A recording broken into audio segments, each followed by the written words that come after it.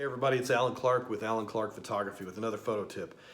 We're going to talk about something that's a little uncomfortable, and that is the amount of editing you guys are doing on your photos. And I laugh about this because if you know me, you know sometimes I gripe about this a little bit and sometimes a little bit too much. I am old, so we all complain.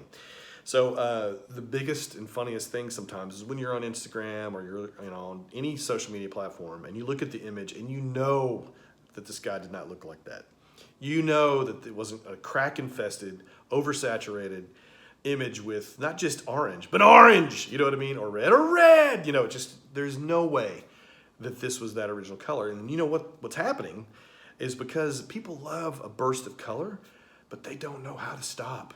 And sometimes that little edit button, that little swipe left or swipe right, not on people, but on color, needs to not be all the way to the right or all the way to the left or whatever it is. It doesn't need to be all the way. Right now, watch, I will, let me see if I can do this, but if I'll touch the screen, you can see that when I touch the screen, I can lighten. That doesn't look good. And I can darken. That also may be saturated in color, but it's too dark. And there's just kind of in the middle is usually the answer on just about any type of editing. Oops, too dark. On any type of editing. And that's the answer is kind of in the middle. Everything in moderation. You've heard this before, I know you have. But that's the way you should do this with editing too, with your images and stuff like that. As photographers, I'm going to tell you right now, as a professional photographer, we know when you've done too much editing. And this is really funny to me because, it's something that I think people just don't either, not that they don't want to talk about it, but maybe they're afraid to address it. I keep touching the button because I messed with the lighting and I messed with the sunshine button on your phone. But anyway, back to this is, as professional photographers, we know when you have edited way too much. I mean, after a while, doesn't it all just look kind of unreal when you see all this stuff over and over again? To me, I think the biggest problem with people is that they just don't know when to stop, whether it's contrast or color or just putzing with an image too much, man. You can do this. What about actually taking a great image to begin with? What about that? They always say, and we used to joke about this kind of stuff with photography, like professional photography, and that is, it's almost like you need tricks to take away from the fact that you really don't know how to take a photo. And that's kind of the harsh reality of this. As professional photographers, a lot of us are looking at you guys and going, "Oh, why don't you just take a great photo instead of just taking an okay photo and then just jacking the color up to God levels?" So that's kind of it. So the focus actually, I'm not going to be here to make fun of you guys for editing crazy, but I am here to help you, and that is about how to take better photos. Period. And you won't have to have all these tricks and filters and all this type of stuff that you're using either in social media or just any of the apps that come with your phone or the things that you buy.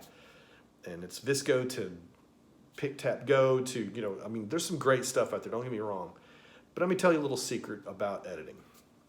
All of editing and even Photoshop, kind of I don't know if it's called the foundation. I know it is for image sizing and things like that, but there's this little word I've always liked, and it's called stair-step interpolation. And stair-step interpolation is an interesting phrase. It sounds kind of nerdy and scientific, and maybe it is. But the big reason why stair-step interpolation is important is because of the next phrase I'm going to share with you, and that is small incremental steps. And that's how most of the professionals edit. They edit in small incremental steps, because if you do it too big and your swatch is if you're pushing the meter over this way or pushing the meter over that way, it's a little obvious.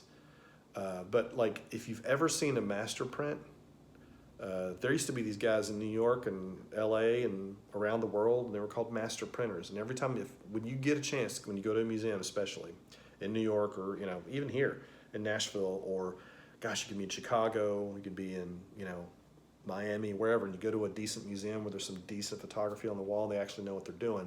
If you go look at a master print, it's never jacked with tons of contrast or color. It's always very even and just done very well. And so, it's about the editing process and your choices that you make.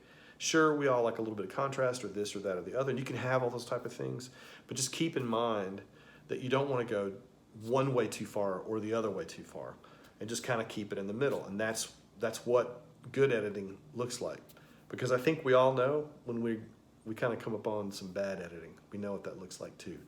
And so don't be that person. Don't be that guy. You know what I mean? Do a great job in editing and take care of it, but just think of it in small incremental steps when you're doing any move at all. It could be taking something out of a photo, adding something to a photo, adding a pop of color, adding a pop of contrast, your black points, all the little words that you're doing. Even if this stuff is even on your phone, take it easy. You know what I mean? Take it easy and take small incremental steps when you're editing, and don't do it like too much one way or the other.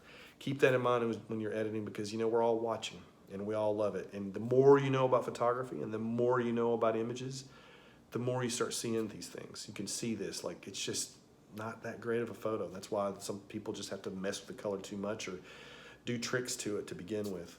And so you may ask, how do I take better photos with my phone, with my camera? Here's an idea. If you want to have a talk with me about this, we can do that, because I'm all about it. If you go to my website, alanclarkphotography.com, there is a tab button called Photo Coaching. Hit that, and then you'll kind of roll through the site, see what I'm about, and see how I can make things better. Because I started photo coaching these last year, and I've kind of done this for a long time, even with my friends and other photographers that are around me. But now I'm going to do it on a professional basis. And so go check out the Photo Coaching tab at the very bottom, or you can, I think it's not at the very bottom, it's in the middle. There's a little guy with a hat and some glasses, and it's called the photo assessment. And if you fill that out, you and I can have a conversation about where you're at and where you'd like to be.